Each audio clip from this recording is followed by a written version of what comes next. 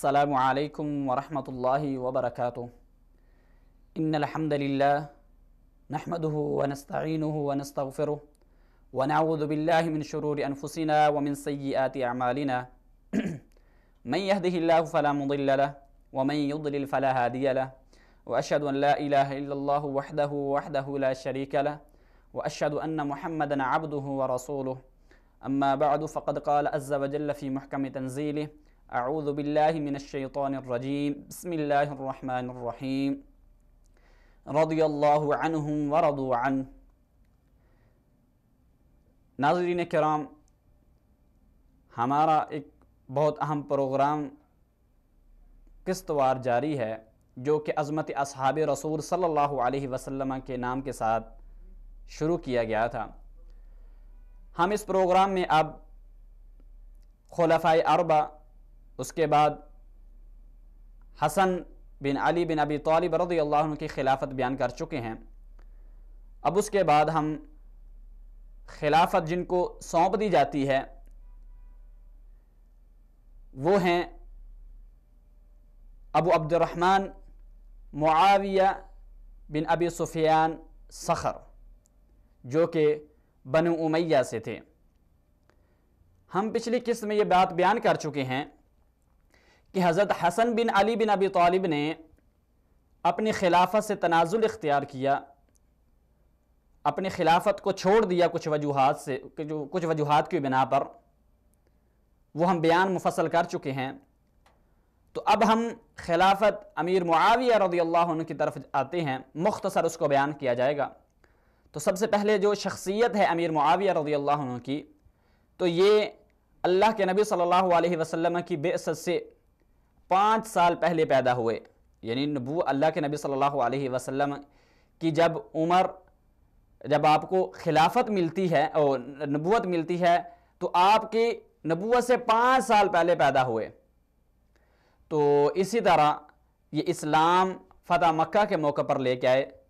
سنہ یعنی 8 ہجری میں۔ تو یعنی جب ان کے والد ابو سفیان جن کا نام صخر تھا وہ ایمان لے کے آئے تو تقریباً یہ ساتھ ہی ایمان لے آئے تھے۔ بعض مورخین یہ بات ذکر کرتے ہیں کہ انہوں نے اسلام کو صلح حدیبیہ کے موقع پر ہی اپنے دل میں رکھ لیا تھا، لیکن اپنے والد کے ڈر کی وجہ سے اس کا اظہار نہیں کر رہے تھے۔ مہم جب وہ اسلام لے کے آئے، لیکن وہ جب اسلام لے کے آئے تو ان لوگوں میں سے اسلام لے کے آئے جن کا اسلام بہت اچھا رہا، جسے مسلمانوں نے فائدے حاصل کیے۔ اللہ کے نبی صلی اللہ علیہ وسلم نے اپنے ہی دور میں، جو اللہ کے نبی صلی اللہ علیہ وسلم کی 11 ہجری کو وفات ہوتی ہے، یعنی 3 سال جو اللہ کے نبی صلی اللہ علیہ وسلم ان کے اسلام کے وقت جو زندہ رہے، تو اپنا ایک کاتب ان کو مقرر کر دیا، اپنا لکھاری جو آپ کی باتوں کو لکھا کرتا تھا۔ دیکھیے اللہ کے نبی صلی اللہ علیہ وسلم اتنا بڑا عہدہ دیا ہے کہ اپنے جو کلوز معاملات ہیں ان میں رکھا ہوا ہے۔ تو اس میں ان لوگوں پر رد ہوتا ہے جو یہ کہتے ہیں کہ امیر معاویہ رضی اللہ عنہ کا اسلام درست نہیں تھا۔ اسی طرح اللہ کے نبی صلی اللہ علیہ وسلم نے فرمایا اللہم اہد معاویہ، کہ اے اللہ معاویہ رضی اللہ عنہ کو ہدایت دے، وہدہ وہد بہ، کہ ان کو ہدایت دے اور ان کے ساتھ لوگوں کو بھی ہدایت دے۔ پھر فرمایا اللہم اجعل ہادیا مہدیا، ان کو ہدایت دے دے اور ہدایت یافتہ میں سے بنا دے۔ یعنی ہدایت کے لیے اللہ کے نبی صلی اللہ علیہ وسلم نے کئی طریقے سے ان کے لیے دعا کی تھی۔ اسی طرح فرمایا کہ اے اللہ معاویہ کو کتاب و سنت کا علم عطا فرما، حساب و کتاب کا بھی علم عطا فرما، وقہ العذاب، اور عذاب سے بھی محفوظ رکھ۔ اسی طرح یہ بالکل یعنی نام لے کر یہ دعائیں کی۔ اور اسی طرح صحیح بخاری کی حدیث موجود ہے کہ اللہ کے نبی صلی اللہ علیہ وسلم نے فرمایا کہ میری امت کا جو پہلا گروہ سمندر کے ذریعے غزوہ کرے گا، جنگ کرے گا، لڑائی کرے گا، قد اوجبو، ان پر جنت واجب ہو گئی ہے۔ تو مؤرخین سب اس بات پر متفق ہیں کہ سب سے پہلے جنہوں نے جنگ سمندر کے ذریعے کی تھی وہ امیر معاویہ رضی اللہ عنہ تھے۔ تو ان احادیث سے یہ بات بالکل واضح ہو جاتی ہے کہ اللہ کے نبی صلی اللہ علیہ وسلم کو یہ شخصیت بہت زیادہ پسند تھی۔ ظاہر ہے ان کے اعمال کو اللہ کے نبی صلی اللہ علیہ وسلم بخوبی جانتے تھے، ان کے والد کو بخوبی جانتے تھے، اور والد کا اپنی اولاد پر بہت بڑا اثر ہوتا ہے۔ تو اس بنا پر اللہ کے نبی صلی اللہ علیہ وسلم نے ان کے لیے بہت زیادہ دعائیں کی تھیں۔ اس کے بعد جب ان کو خلافت ملتی ہے تو حسب معمول انہوں نے بہت سے اہم کام بھی کیے، جن میں سے اہم کام انہوں نے اداری کام یعنی کہ حکومت چلانے والے کچھ مین کام بھی کیے جو کہ پہلی حکومتوں میں سے نہیں ہو سکے۔ وہ یہ تھے کہ وہ جب انہوں نے ایک مہر کا کام شروع کیا، یعنی جب بھی کوئی آرڈر حاکم کی جانب سے یا امیر معاویہ کی طرف سے کسی عاملوں کی طرف، لوگوں کی طرف، رعیہ کی طرف جائے گا تو اس پر ایک مہر ہوگی، ایک انگوٹھی بنا دی جس پر اس کی مہر لگے گی، پھر اس کی تصدیق ہوگی۔ یعنی جب بھی کوئی آرڈر دیا جائے گا، کوئی حکم صادر ہوگا تو اس کی تصدیق کی صورتحال یہ ہوگی کہ جس ورقے پر یا جس آرڈر پر ان کی مہر لگی ہے وہ تصدیق شدہ ہوگا۔ اسی طرح جو انہوں نے اپنی خلافت میں بڑے بڑے کام کیے ان میں سے یہ بھی ہے کہ انہوں نے لوگوں کے درمیان آپس میں رابطہ مضبوط کیا۔ وہ کیسے کہ ہر علاقے میں ایک دفتر بنایا، اس دفتر میں ایک گھوڑا رکھا اور کچھ آدمی رکھے۔ ان کا کام یہ ہوتا تھا کہ جب حضرت امیر معاویہ نے اپنی خلافت کا اور مسلمانوں کا دارالحکومت دمشق میں تیار کیا تھا تو دمشق میں جو آپ آرڈر جاری کرتے تھے اس کو مثلا انہوں نے مدینہ میں پہنچانا ہے یا مکہ میں پہنچانا ہے تو انہوں نے ہر شہر میں یہ جو ہے نا ایک دفتر بنایا، اس میں لوگ رہتے تھے اور ساتھ ان کے گھوڑا ہوتا تھا۔ دمشق سے کوئی آدمی چلتا ہے، آگے وہ جب شہر میں پہنچا ہے اس کو وہ خط دیا جائے گا، اب وہی خط لے کر آگے چلے گا، یہاں تک کہ جس جگہ انہوں نے پہنچانا ہوتا تھا وہ جلد پہنچ جاتا تھا۔ یعنی انہوں نے ایک بہت بڑا کام کیا کہ جو آرڈر دیا جاتا ہے یا جو حکم صادر ہوتا ہے اس کا فوراً اس پر جو ہے اس کو عملی جامہ پہنایا جائے۔ اسی طرح جو انہوں نے بڑے بڑے کام کیے وہ یہ تھے کہ انہوں نے اپنی خلافت میں مسلمانوں کے لیے سمندری تجارت، سمندری لڑائیاں کرنے، سمندری جو ہے غزوے کرنے، یہ ایک بہت بڑا کام کیا، یعنی اس کی سہولت پیدا کی۔ کیونکہ جب انہوں نے امیر حضرت عمر بن خطاب رضی اللہ عنہ کے دور میں یہ گزارش پیش کی کہ ہمیں جو ہے سمندر پر بھی اپنا قابو کرنا چاہیے، تو حضرت عمر رضی اللہ عنہ نے اس بات کا انکار کر دیا کہ ہم یہ نہیں چاہتے کہ ہمارے مسلمان کسی تھوڑی سی فائدے کی خاطر اپنی جان کو جو ہے وہ گوا دیں۔ پھر انہوں نے یہی مشورہ حضرت عثمان بن عفان رضی اللہ عنہ کی خلافت میں پیش کیا تو انہوں نے اس کی اجازت دے دی، لیکن ایک شرط لگائی کہ ان لوگوں کو آپ نے اس پر سوار کرنا ہے جو تطوعاً چاہیں، یعنی کسی پر زبردستی نہیں کرنی۔ تو پھر جب ان کی اپنی خلافت آئی تو انہوں نے اس کام کو مزید بڑھایا، تطور دیا اس کام کو۔ کس انداز سے کہ انہوں نے دو بڑے کارخانے بنائے، ایک مصر میں بنایا اور ایک شام میں کارخانہ بنایا، اور اس میں مصر اور یمن سے کاریگر بلائے اور انہوں نے آ کے کشتیاں تیار کی اور یعنی اس دور کے جو چھوٹے چھوٹے جہاز وہ تیار کیے بحری، تاکہ مسلمان ان کشتیوں کے ذریعے جو اس کے پار ہیں، سمندر کے پار علاقے، ان کو فتح کر سکیں۔ اور کہا جاتا ہے، مورخین لکھتے ہیں کہ انہوں نے اپنی خلافت میں 1700 کشتی تیار کی تھی۔ تو یہی وہ وجہ ہے جس کی وجہ سے مسلمانوں نے بیزنطینیہ پر جو ہے وہ دعوے بولے اور ان کے جو شر ہیں ان سے محفوظ رہے۔ پھر اسی کی وجہ سے مسلمان قسطنطنیہ کی طرف جو ہے نا ان کا وصول ہوا اور انہوں نے جا کے فتح حاصل کی۔ اسی طرح ان کے بہت بڑے کاموں میں سے ایک کام یہ بھی تھا کہ انہوں نے اپنی خلافت میں بیت اللہ کا جو غلاف تھا اس کو چینج کیا۔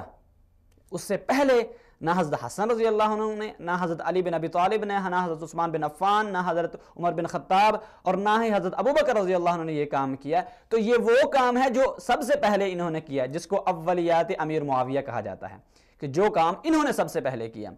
تو نیا ان پر کپڑا چڑھایا۔ اسی طرح انہوں نے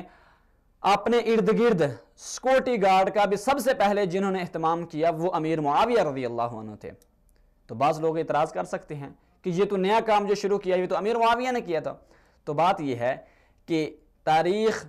جب ہم پڑھتے ہیں تو یہ بات بالکل واضح ہو جاتی احادیث صحیحہ سے کہ جب حضرت علی بن ابی طالب رضی اللہ عنہ کو شہید کرنے کا منصوبہ طے پایا تھا، ان میں 3 آدمی تھے جنہوں نے 3 صحابہ کو شہید کرنا تھا۔ ان میں سے ایک امیر معاویہ تھے اور دوسرے حضرت علی بن ابی طالب تھے، ان کو شہید کیا جانا تھا۔ تو اس بنا پر جب انہوں نے دیکھا کہ حضرت علی بن ابی طالب کو بھی شہید کیا گیا، اسی طرح حضرت حسن پر بھی کچھ حملے کیے گئے، ان کا سامان جو ہے وہ اٹھا لیا گیا جیسے کہ ہم بیان کر چکے ہیں، تو ان وجوہات کی بنا پر انہوں نے یہ اپنے جو ہیں سیکورٹی گارڈ رکھے تاکہ انسان اپنی حفاظت کرے. اور یہ بات توکل کے اللہ کے بھروسے پر کے منافی نہیں ہے، بلکہ توکل یہ ہوتا ہے کہ اللہ رب العزت پر اعتماد اس انداز سے کیا جائے کہ انسان اسباب کو بھی اختیار کرے. یہ نہیں کہ بس بیٹھا رہے اور کہے کہ میرا اللہ رب العزت پر توکل ہے اور کچھ بھی نہیں کرتا، حالانکہ یہ چیز توکل کے منافی ہے. تو اسی طرح جو انہوں نے پہلے کام کیے، یعنی کہ اولیات جو امیر معاویہ ہیں، ان میں سے یہ بھی ایک بات ہے کہ انہوں نے ایک اپنا دربان جو ہے وہ بنایا، جس کو مثلا حاجب کہا جاتا ہے، کہ وہ آدمی کو جو لوگوں کو آنے کی ترتیب جو ہے بیان کر کے، مثال کے طور پر کوئی لوگ اہل حجاز والے امیر معاویہ رضی اللہ عنہ کے پاس دمشق میں جاتے ہیں، تو ان کو ملنے کی جو ترتیب ہوگی تو اس کو بھی ایک انہوں نے درباری رکھا تھا جو کہ اس کی ترتیب لگایا کرتا تھا. اور یہ پہلا کام تھا جو حضرت امیر معاویہ رضی اللہ عنہ نے کیے تھے، پہلے اولیات امیر معاویہ میں سے ہیں. اس سے پہلے نہ خلفائے اربعہ میں موجود ہے یہ بات، اور نہ ہی حضرت حسن بن علی بن ابی طالب میں موجود تھی. تو یہ مختصر ان کے اہم کام ہیں جو حضرت امیر معاویہ رضی اللہ عنہ نے اپنی خلافت میں کیے تھے. اور اس کے بعد جو بہت بڑا ایشو پیش کیا جاتا ہے حضرت امیر معاویہ رضی اللہ عنہ پر، وہ یہ ہے کہ انہوں نے اپنی ہی زندگی میں اپنے بیٹے یزید بن معاویہ بن ابی سفیان کو اپنے بعد خلیفہ مقرر کر دیا تھا. تو یہ ایک ان کا اجتہاد تھا، یہ ان کا ایک اپنا ایک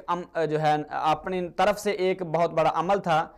تو اس کے بارے میں ہم زیادہ تو بیان نہیں کرتے، میں 3 باتیں اس میں بیان کرنا چاہتا ہوں. سب سے پہلی بات کہ جو ان کا اصل مقصد تھا اس بات میں، جو کہ احادیث سے ثابت ہے، وہ یہ اصل کرنا چاہتے تھے کہ لوگ اس خلافت کی وجہ سے مسلمانوں کے درمیان بہت سا خون بہہ چکا ہے، بہت سے لوگ اس کی وجہ سے صحابہ اکرام بھی حتیٰ کہ شہید ہو چکے ہیں. تو میں آئندہ اس بات سے محفوظ رکھنا چاہتا ہوں امت اسلامیہ کو کہ آپس میں ان کے درمیان کوئی اختلاف ہو. تو اس بنا پر انہوں نے اپنے بیٹے یزید بن معاویہ بن ابی سفیان کو مقرر کر دیا. دوسری وجہ جو بیان کی جاتی ہے وہ یہ ہے کہ ان کو یہ بات پتہ تھا کہ اکثر لوگ جو مثلا شام والے ہو گئے،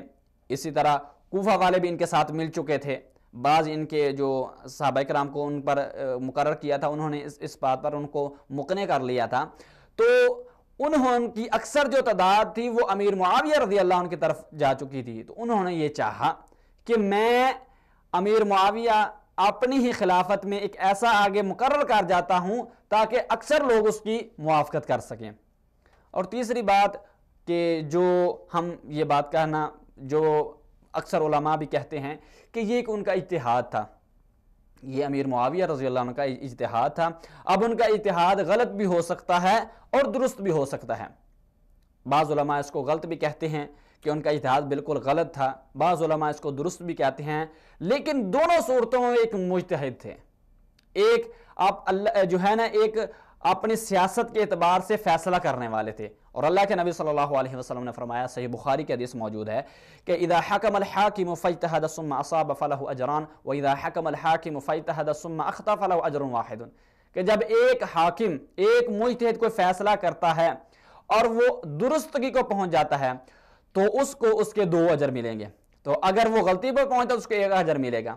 تو امیر معاویہ رضی اللہ عنہ سے بڑھ کے مجتہد کون ہو سکتا ہے؟ اگر آج کے دور میں ہم اجتہاد کا دعویٰ کر سکتے ہیں تو امیر معاویہ سے بڑھ کر کون مجتہد ہو سکتا ہے؟ تو یہ ان کا ایک اجتہاد تھا، غلط بھی ہو سکتے ہیں، درست بھی ہو سکتے ہیں، لیکن ہمیں چاہیے کہ ہم اپنی زبانوں کو اصحاب رسول پر زیادہ نہ ہی جو ہے اصحاب رسول پر بولا کریں اور نہ ہی ان پر طعن و تشنیع کیا کریں. اللہ رب العزت سے دعا ہے کہ اللہ رب العزت ہم سب کو اصحاب رسول کی سیرت سن کر اس کو سمجھ کر اس پر عمل پیرا ہونے کی توفیق عنایت فرمائے. وما علیہ الا البلاغ المبین. السلام علیکم ورحمۃ اللہ وبرکاتہ.